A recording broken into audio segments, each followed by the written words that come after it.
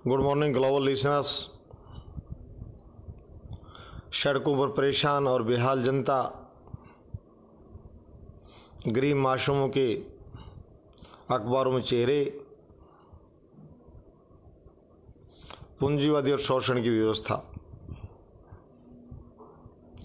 राष्ट्रपति, प्रधानमंत्री, बड़े बड़े राष्ट्रीय स्तर के दलों के अध्यक्ष और मुख्यमंत्री बनने के बाद किसी को दलित, किसी को पिछड़ा, किसी को अल्पसंख्यक कहा जाता है, किसी को महिला।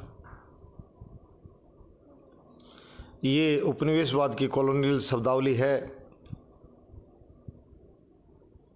बादशाहत की शब्दावली है। रिश्तेदार को पूड़ियाँ खिलाना और पसीना बहाने वालों को कठोर शासन के तहत चलाना, ये पुरानी ढर्रा था इनमें, और लगभग ये कॉलोनियल कंटिनेंट रहे हैं। गुलामी इन्होंने झेली इन संस्थानों ने, इन क्षेत्रों ने। एशिया, अफ्रीका, हरे भरे और बड़े विकसित, प्रकृति भगवान ने इनको, ईश्वर ने इनको बहुत ही समृद्ध क्षेत्र बनाया था, परंतु यहाँ की सत्ताओं ने इन्हें कंगाल और बर्बाद कर डाला। पश्चिमी शोषण करता रहा, शोषण जारी। लोगों को पसीने बदबू आती है। अखबारों की मार्फत पता चलता है दलित और दुकानदारों का कि ये झाड़ू वाला था, चाय वाला था, ये बैंगन बेचने वाला था, मूली बेचने वाला था। जमीन पर आकर बात करने को तैयार नहीं। ऊपर से नीचे तक एक स्टाइल तैयार हो रही है। बड़ी लॉबी हर देश में है, किसी एक देश की बात नहीं है। जिनके संस्थान यूरोप और अमेरिका में हैं, शासन अफ्रीकन एशियन देशों में करते हैं नए प्रतिनिधि के रूप में। दौलत वहाँ जा रही है, दुकानदारी वहाँ जा रही है, पढ़ने कमाने। भारत के उड़ीसा राज्य के एक ज़िले का हाल दे रखा था। समृद्ध क्षेत्र हरियाणा का गुड़गांव, इससे समृद्ध कोई नहीं, और राजस्थान कोटा। अशोक गहलोत को विजार्ड कहा जा रहा है। अशोक गहलोत की शक्ल और सीरत देखनी तो जोधपुर ग्रामीण क्षेत्र में जाकर देखी, जो 50 वर्ष से शासन के इर्द गिर्द घूम रहा है, कभी बतौर मुख्यमंत्री, कभी सांसद और केंद्रीय मंत्री। ग्रामीण जोधपुर भूखा और प्यासा बैठा है। ये हाल भारत के दूसरे नेताओं का है। अखबारबाजी बढ़ी है शुरू से। बादशाह कहते थे कि दरबारी कवि तैयार करो।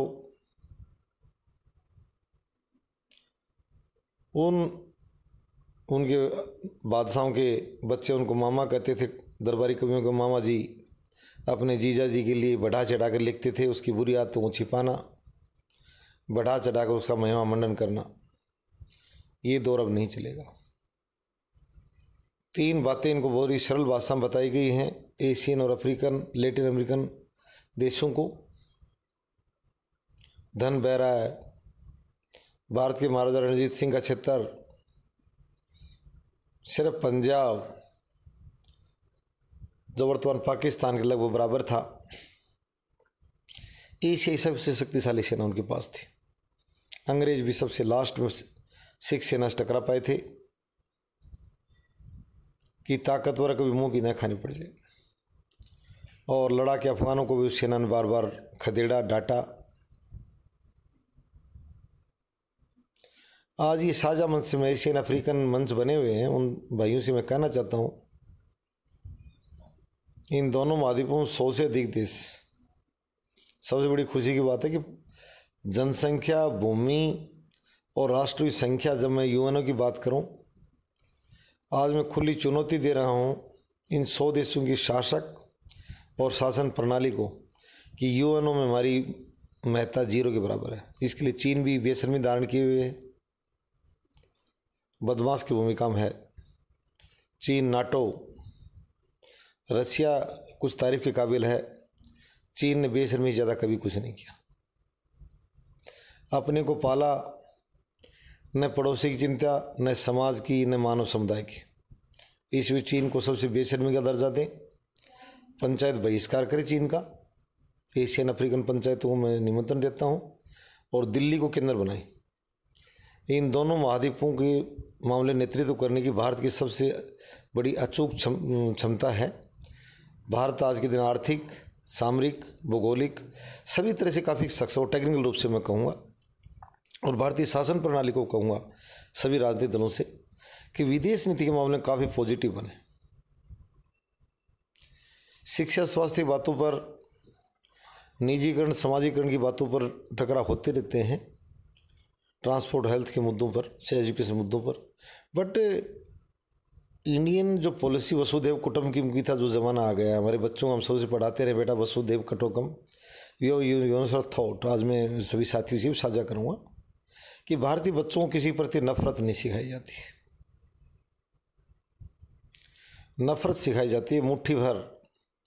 उन करोड़ अंग्रेज नस्ल के प्रति कभी नफरत पैदा नहीं की गई भारतीय पाठ्यक्रमों में। सिर्फ मुट्ठी भर जनरल डायर जैसे जो क्रूर और गंध जो उनके यहाँ प्रतिनिधि थे, जो हमारे यहाँ लोगों पर अत्याचार किए और बेशर्मी से उन लोगों को कुचला, उन वीर भारतीयों को फांसी की सजा दी और क्रूरता शासन किया, दमन किया भारतीयों का, उनके खिलाफ आग जरूर उगली जाती है। मैं इस बात को स्वीकार करता हूँ आज भी। परंतु भारतीयों ने कभी किसी नस्ल, किसी देश और धर्म के प्रति नफरत कभी नहीं उगली। और मैं अफ्रीकन, एशियन कंट्री और दूसरी ग्लोबल कम्युनिटी, ऑस्ट्रेलिया तक कहूँगा, ब्राज़ील जैसे देशों की भारत को अपना केंद्र बनाए।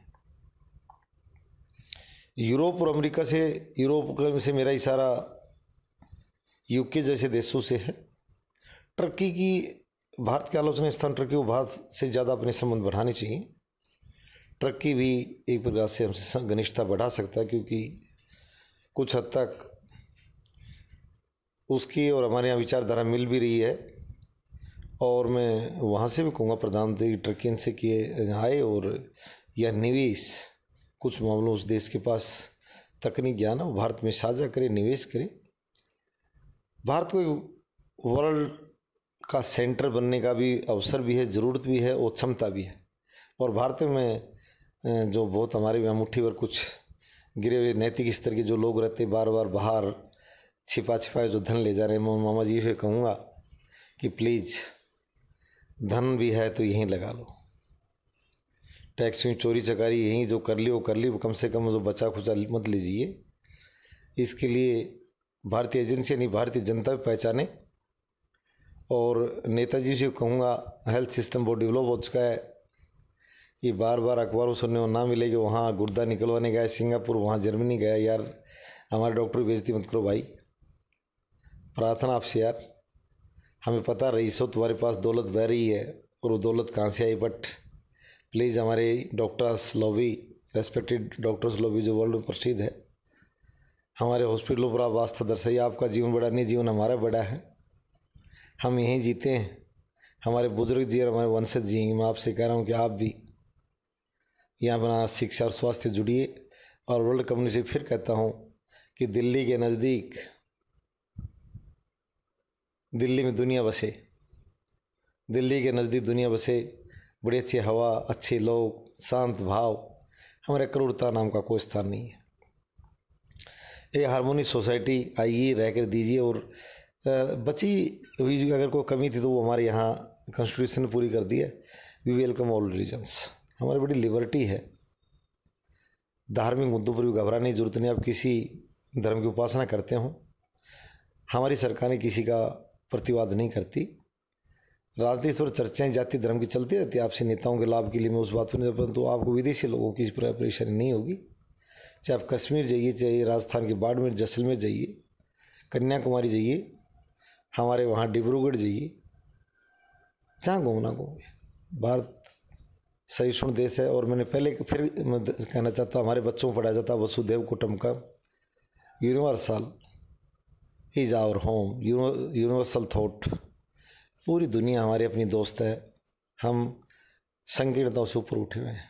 आइए, welcome all global community, thanks.